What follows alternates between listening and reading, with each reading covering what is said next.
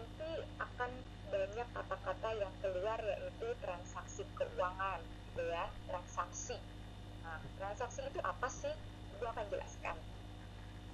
Transaksi itu adalah sebuah kejadian ya, kejadian-kejadian di dalam perusahaan yang memberikan sesuatu catatan ya, harus dicatat karena sifatnya finance, sifatnya keuangan ya. Prosesnya mulai dari pencatatan transaksi hingga pelaporan ya, karena nanti ada kaitannya dengan perubahan harta perusahaan, utang perusahaan, dan juga modal yang dimiliki oleh perusahaan yang berhubungan dengan pihak luar.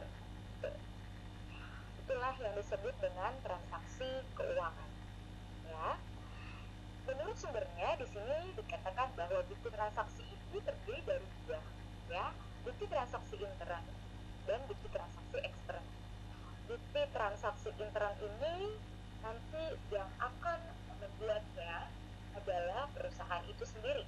Tapi kalau bukti transaksi ekstern, kita mendapatkannya dari rekan bisnis kita atau perusahaan lain yang mungkin punya bekerja sama dengan perusahaan kita. Untuk contoh-contoh dari bukti transaksi yang digunakan oleh perusahaan, yang pertama ada kwitansi ya. Kalau kalian udah sering banget dengar nama yang namanya kwitansi gitu ya, kwitansi itu adalah bagian yang sebelah sini. Nah, ini adalah bagian kwitansi ya, kwitansi. Dan di sini lihat tanda panah itu, ini adalah suskwitansi. Kwitansi dan suskwitansi merupakan tanda bukti pembayaran uang yang dibuat dan ditandatangani oleh pihak menerima uang.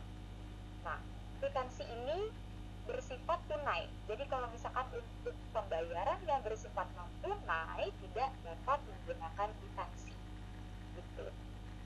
Ya, nanti ada contoh dokumen transaksi lainnya yang lebih cocok gitu untuk dokumen transaksi kwitansi yang bersifat tunai. Jadi uang masuk langsung seperti itu ke perusahaan. Kemudian yang kedua ada nota kontan ya. Nota kontan di sini ini contohnya. Nota kontan ini merupakan bukti pembelian barang secara tunai yang dibuat oleh si penjualnya. Jadi kalau udah ada kata nama kontan, otomatis pembelian barang-barang itu secara tunai gitu ya. Di sini terdiri dari nama barangnya apa saja, banyaknya berapa gitu ya, harga satuannya, ada jumlah harganya dan juga total. Nanti di bawah sini itu ada siapa yang menjadi pembuatnya gitu. Biasanya staff accountingnya yang tanda tangani atau mungkin kepala bagian akuntansi. Jadi tergantung ya, setiap perusahaan pasti beda-beda, atau kasirnya kah gitu. Oke, selanjutnya ada yang namanya faktur ya, orang biasanya sebutnya invoice gitu ya. Faktur di sini contohnya ini merupakan bukti transaksi pembelian atau penjualan ya. Jadi bisa pembelian, bisa juga bukti transaksi penjualan. Namun biasanya ini dipergunakan untuk transaksi yang sifatnya angsuran atau kredit. Jadi masih punya ada hutang-hutang di dalamnya ya.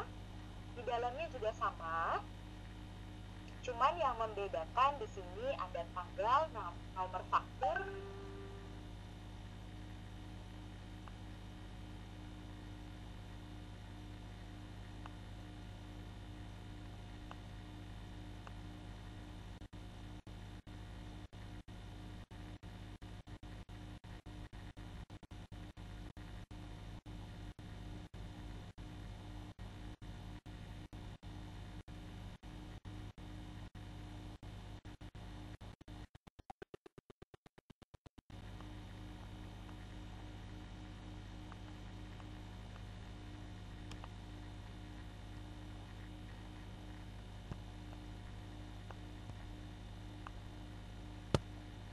ya. Ini untuk transaksi retur gitu ya, untuk transaksi pengembalian barang. Kalau misalkan barang itu yang dijual atau yang dibeli itu rusak, ya menggunakan nota kredit dan nota debit, jadi bisa dikembalikan. Kemudian selanjutnya ada yang namanya bukti memorial. Bukti memorial di sini untuk transaksi intern saja, ya, berupa memo atau catatan gitu dari pimpinan perusahaan kepada bagian akuntansi untuk melakukan pencatatan suatu kejadian. Salah satu contohnya misalkan, tolong dibuatkan jurnal penyesuaian untuk gaji karyawan tengah semester gitu ya, periode kapan misalkan seperti itu memo karena dari perusahaan itu sendiri untuk perusahaan itu sendiri. Nah, kalau cek di sini seperti yang ada di contoh, cek merupakan surat perintah kepada bank dari orang yang menandatangani untuk membayar sejumlah uang yang tertulis dalam cek, ya.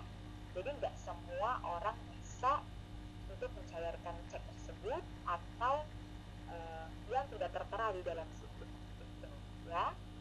Jadi hanya yang tertera saja yang dapat bisa mencairkan cek tersebut. Nah, nanti ini harus dibawa ke bank supaya bisa mendapatkan uang yang diinginkan. Kalau misalkan tidak bisa, ya berarti ceknya cek kosong gitu ya, atau tidak ada di dalam rekening. Kalau misalkan benar, berarti bisa dicairkan. Kemudian yang selanjutnya di sini dilihat biro merupakan surat perintah pemindahbelian dari nasabah suatu bank kepada bank yang bersangkutan. Nah, misalkan diminta kepada saudara supaya pada tanggal sekian memindahkan dana gitu ya, dari rekening kami sejumlah 5 juta rupiah ke rekening apa. Jadi pemindah apa namanya, di dalamnya ada rekening gitu ya, seseorang yang kita ingin pindahkan saldo, jadi kita mau memindahkan saldo. Kemudian selanjutnya ada bukti transaksi yang dibuat sendiri oleh perusahaan, ya, bukti transaksi yang dibikin sendiri oleh perusahaan yang intern. Yang pertama, bukti kas masuk.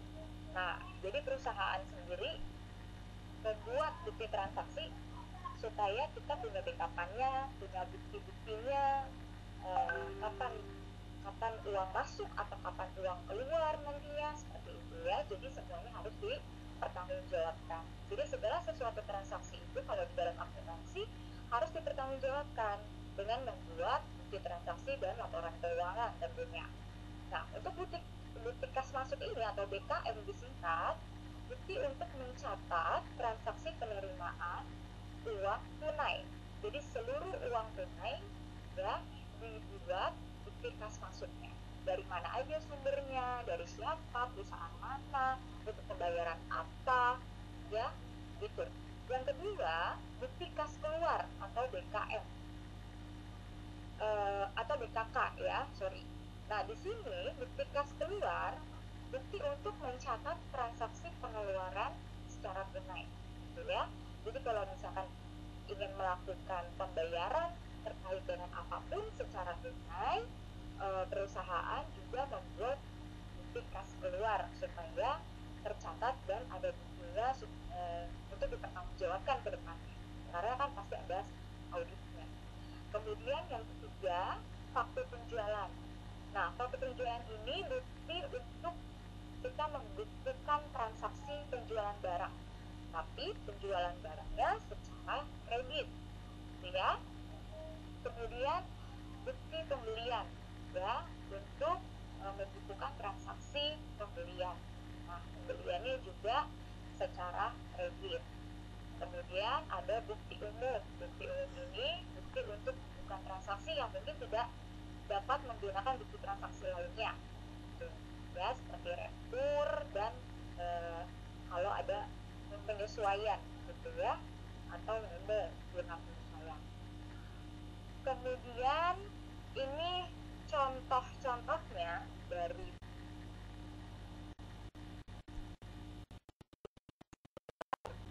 faktur pembelian, faktur penjualan, dan bukti umum.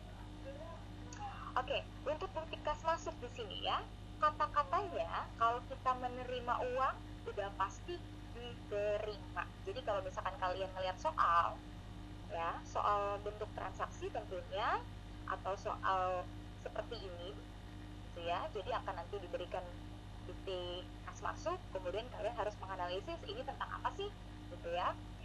Nah, bukti kas masuk otomatis dia ada di sini namanya, gitu ya. Nah, bukti kas masuk ada tanggalnya, kita lihat ini di sini ada nama PP-nya. Nah, nama PP di sini adalah nama PP yang membuat bukti kas masuk tersebut. Kalau kata-kata diterima dari, berarti kita menerima uang tersebut ya dari toko wahana komputer. Nah, berapa jumlah uang yang diterima? Yaitu 30 juta rupiah. Ya, ada jumlah terbilangnya dengan menggunakan huruf ya. Kemudian keterangannya untuk apa sih? Tuh, penjualan komputer misalkan salah satu contoh. Karena penjualan komputer ini secara tunai, maka dibuatkanlah bukti kas masuk, ya. Nah, karena untuk semua transaksi kas masuk otomatis ya dibuatkan bukti kas masuk, apalagi ini adalah tunai.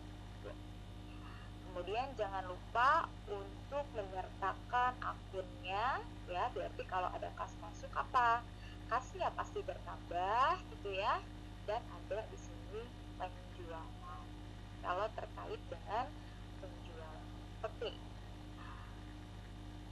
Berbeda dengan bukti kas keluar, di mana kata-katanya adalah bukan diterima lagi, tapi dibayarkan kepada. Ya, berarti perusahaan Advance ini membayarkan sejumlah uang kepada PT Erma ya, atau Erma Advertising untuk biaya iklan atau beban iklan gitu ya. Sama ada keterangannya juga ya, tetapi di sini untuk akun yang timbul bukan lagi kas bertambah, tapi kasnya malah berkurang karena uang kita keluar gitu ya. Karena uang kita keluar, otomatis kasnya berkurang, adanya di kredit, tapi beban kita pasti bertambah, adanya di debit. Kemudian faktur pembelian ya, faktur pembelian di sini juga sama seperti yang tadi ya, kita ada nama barangnya.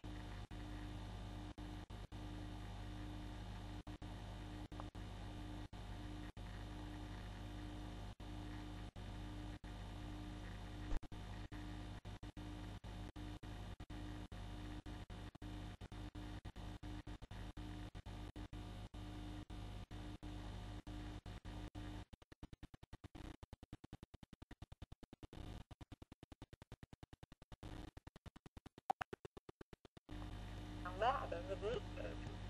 Untuk faktur penjualan, bukti transaksi terkait dengan penjualan secara kredit ya, sama seperti faktur pada umumnya, ada nama barang, banyaknya, harga satuan, jumlah harga, seperti itu. Oke.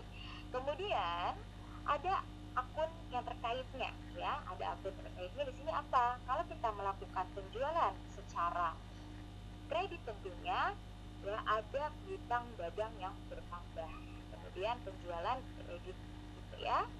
Kemudian untuk bukti umum yang tidak terkait dengan bukti kas masuk, kemudian bukti kas keluar, faktur pembelian dan faktur penjualan masuk ke dalam bukti umum. Nah, bukti umum ini di sini salah satu contohnya adalah dikirim kembali atau retur. Jadi kalau retur tidak masuk ke transaksi tadi, tapi masuk ke bukti gitu ya.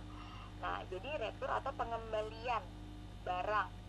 Nah, di sini karena ada pengembalian barang gitu ya, dikirim, kita kirim kembali, maka utangnya yang tadinya ada di kredit menjadi ada di debit dan timbul retur pembelian gitu.